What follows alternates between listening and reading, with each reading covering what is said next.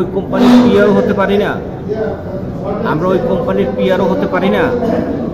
আমরা যদি ওই কোম্পানির পিআরও হতে পারি তাহলে তো আমরা সেই পাবলিক রিলেশন অফিসার হিসেবে আমরা ওই কোম্পানির সংবাদটি প্রকাশ করতে পারি। তাতে আপনাকে দালাল বলার কোনো সুযোগ নেই। আপনি পাবলিক রিলেশন অফিসার পিআরও, বিভিন্ন এমপি মন্ত্রী, বিভিন্ন ব্যক্তি প্রতিষ্ঠান, সরকারি বেসরকারি প্রতিষ্ঠান, এখানে পাবলিক রিলেশন অফিসার হিসেবে নিয়োগের সূত্র আছে এবং এটি এই দেশ গঠনের শুরুতেই একটি অধ্যাদেশের মাধ্যমে এটি অধ্যাদেশ করা হয়েছিল। সেই অধ্যাদেশ অনুযায়ী এই পদটি আপনাদের পাওয়ার কথা, কিন্তু আমাদের মাঝে এই সংস্কার বা এই ধরনের জানাশোনার অভাবের কারণে আমরা আমাদের এই পদটি কিন্তু বাহিরের লোকজন নিয়ে যাচ্ছে। একজন আইনজীবীর লিগ্যাল অ্যাডভাইজার পদে বাহিরের কোনো লোক আসার কিন্তু কোনো সুযোগ নাই। তাকে সার্টিফিকেট দিয়ে আসতে হবে, সে আইনজীবী সেই ব্যাখ্যা দিয়ে আসতে হবে। কিন্তু এই পিআরও পদে বিভিন্ন ক্যাটাগরির মানুষ এসে আমাদের এই পদটিকে দখল করে নিচ্ছে। এটি আপনারা যদি সচেতন হন তাহলে কিন্তু এটি আপনাদের জন্য ফিরে আসতে বাধ্য।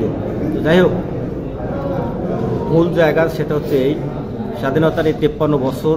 এই 53 বছরে বাংলাদেশের বিভিন্ন শ্রেণী পেশার মানুষ তাদের পেশার অধিকার দাবি আদায় করে কিন্তু ঘরে ফিরে গেছে। 53 বছরে বিভিন্ন শ্রেণী পেশার মানুষের দাবি আপনাদের কলমের মাধ্যমেই কিন্তু বাস্তবায়ন হয়েছে। কিন্তু এই 53 বছরে এই সাংবাদিকদের ভাগ্যের পরিবর্তন ঘটেনি। তাদের রুটি রুজির নিরাপত্তা নিশ্চয়তা স্বয়ং সৃষ্টিকর্তা ছাড়া আর কোনো ব্যক্তি আমাদের এই সাংবাদিকতা লাইনের যারা আমরা আছি তাদের কোনো নিরাপত্তা আমরা পাচ্ছি না। রাষ্ট্র দ্বারা, ব্যক্তি প্রতিষ্ঠান, রাজনৈতিক দ্বারা কোনো ধরনের নিরাপত্তা সাংবাদিকরা নাই।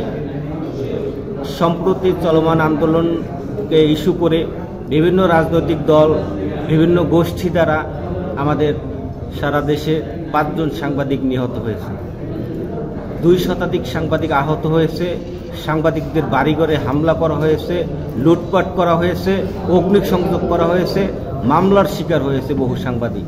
কেন?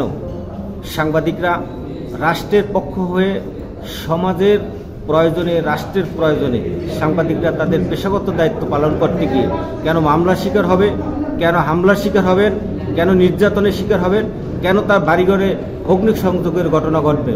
সাংবাদিকরা কোনো রাজনৈতিক দলের পার্সেন্টেজে কি কখনো ভাগ বসাচ্ছে না। সাংবাদিকরা সমাজের সকল শ্রেণী পেশার মানুষের কষ্টের কথা, সমস্যার কথা তারা তুলে ধরবে, এটাই তাদের কাজ।